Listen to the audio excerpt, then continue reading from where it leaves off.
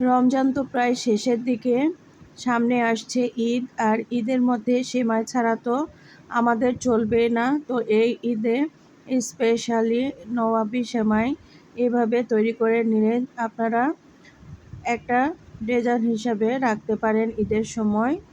তো এটা এখন তৈরি করতে চলে যাব। ফ্রাই প্যানের মধ্যে আমি প্রথমে ঘি দিয়ে নিয়েছি।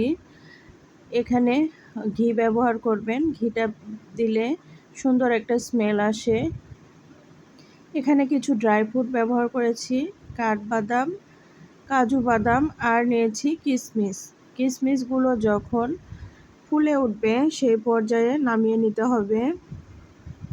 অতিরিক্ত লাল লাল করে ভাজা যাবে না, তাহলে কিন্তু খেতে ভালো লাগবে না।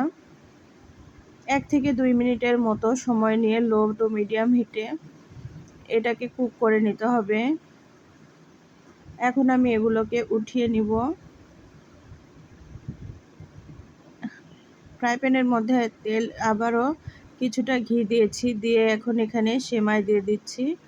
আমার এখানে বনফুল সেমাই নিয়েছি, আপনারা যে কোনো ব্র্যান্ডের সেমাই নিতে পারেন। আমি হাত দিয়ে যতটা সম্ভব ভেঙে নিয়েছি, তারপরও যতটুকু সম্ভব এভাবে আরও একটু ভেঙে নিচ্ছি।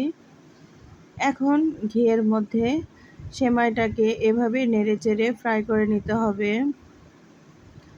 লক্ষ্য রাখবেন যেন পুড়ে না যায়। একটু কালার চলে যখন আসবে সে পর্যায়ে এখানে ব্যবহার করতে হবে চিনি। চিনিটা আপনারা যে যেমন পরিমাণ খেতে চান সেই পরিমাণে এখানে চিনি ব্যবহার করবেন।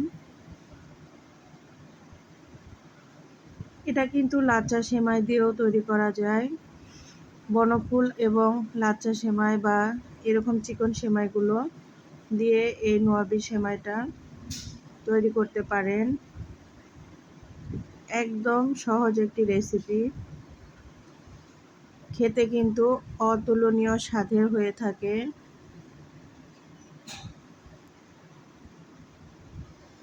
এই তো এখন আমি এখানে চিনি দিয়ে দিব। এখানে আমি প্রায় 1 বাটির সামান্য একটু রেখে বাদ বাকিটা চিনি দিয়ে দিয়েছি। দিয়ে এখন এভাবে নেড়েচেড়ে নিব। চিনিটা কিন্তু একদম গলে যাবে না, তবে চিনিটা সেমাইয়ের মধ্যে দারুণ সুন্দর একটা কনডেন্স তৈরি করবে।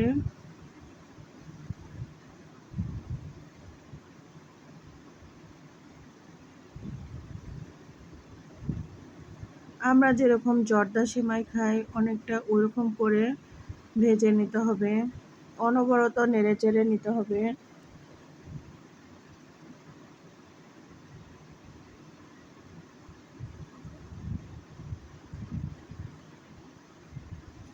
এখন আমি এটাকে নেমে রেখে দিব। এখন আমি চিনি দিয়ে দিলাম ফ্রাই প্যানের মধ্যে, দিয়ে ক্যারামেল তৈরি করে নিব। চিনিটাকে অনবরত নেড়েচেড়ে নিতে থাকবেন, দেখবেন এক সময় ক্যারামেল তৈরি হয়ে যাবে। জাস্ট এটা একটা কালার আসার জন্য, আর কিছু না। চাইলে আপনারা এটা স্কিপ করতে পারেন, তবে ক্যারামেলের কালারটা হলে দুধের একটু আলাদা কালার চলে আসে, এর জন্য আর কি। তবে ক্যারামেলটা একদম পুড়িয়ে ফেলবেন না। নাড়তে নাড়তে দেখবেন এই যে সুন্দর একটা কালার চলে এসেছে।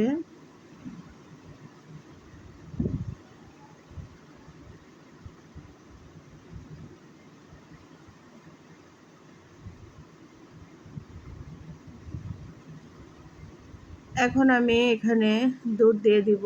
এখানে 1 লিটারের মতো দুধ দিয়েছিলাম।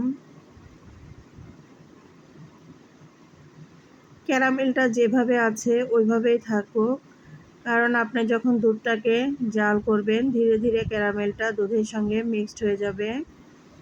লেগে ধরলেও ভয়ের কিছু নেই, জাল হতে হতে দেখবেন ক্যারামেলটা একদম ছেড়ে দিবে, দুধের সঙ্গে লেগে যাবে।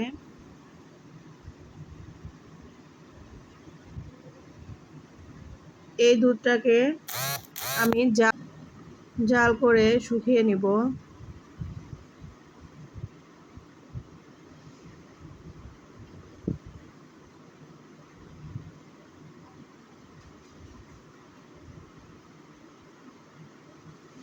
যেহেতু ক্যারামেলটা নিচে দেওয়া আছে এর কারণে আমি একটু নেড়ে চেড়ে দিচ্ছি। এখানে আমি হাফ কাপের মতো গুঁড়ার দুধ দিয়ে নিচ্ছি। দুধটা একদম বলক আসার আগে এভাবে গুঁড়ার দুধটা দিয়ে নিয়েছি।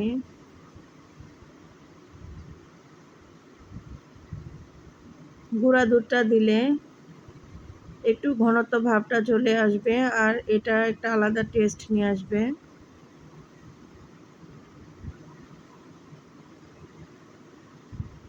এখানে আমি আরেকটা উপকরণ ব্যবহার করব। আপনারা চাইলে কর্নফ্লাওয়ার বা কনডেন্স মিল্কও ব্যবহার করতে পারেন।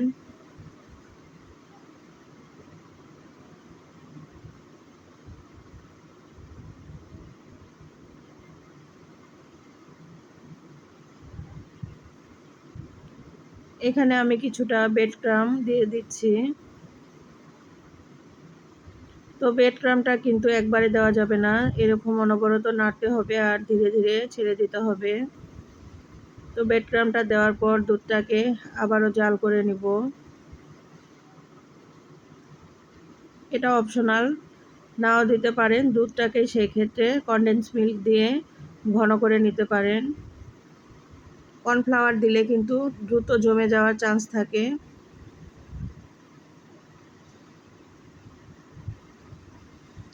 তো এখন দুধটাকে আমি নামিয়ে রাখবো, অনেকটাই ঘন হয়ে এসেছে। এখন সেমাইটাকে রেডি করার জন্য চলে আসলাম। একটা সার্ভিং ডিশ নিয়েছি। এখন আমি আগে থেকে যে সেমাইটা ফ্রাই করে নিয়েছিলাম সেটা দিয়ে নিচ্ছি। এখানে লেয়ার তৈরি করব, যার কারণে প্রথমে দিয়ে নিলাম। এরপরে আগে থেকে যে দুধটা জাল করে রেখেছিলাম সেই দুধটা দিয়ে নিচ্ছি। আমি কিন্তু দুধটাকে একদম খুব বেশি ঘন করিনি, তারপরেও গরম অবস্থায়, ঠান্ডা হয়ে গেলে কিন্তু আরও সুন্দর জমে যাবে। তো একবার লেয়ার দিয়ে উপর থেকে দুধটা দিয়ে দিলাম, দিয়ে এখন আবারও আরেকটা লেয়ার তৈরি করছি।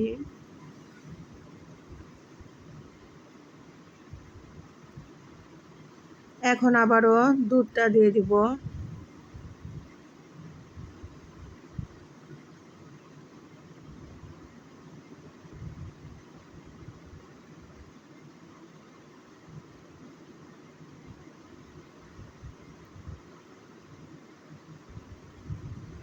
এভাবে দুধটা সেমাইয়ের চতুর্পাশে ঠিক মতো দিয়ে নিতে হবে। এখন লাস্ট স্টেপ দিয়ে নিচ্ছি।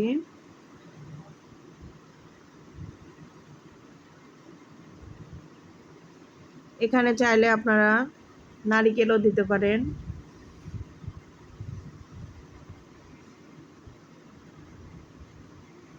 আবারও দুধের মিশ্রণটা এখানে দিয়ে নিতে হবে।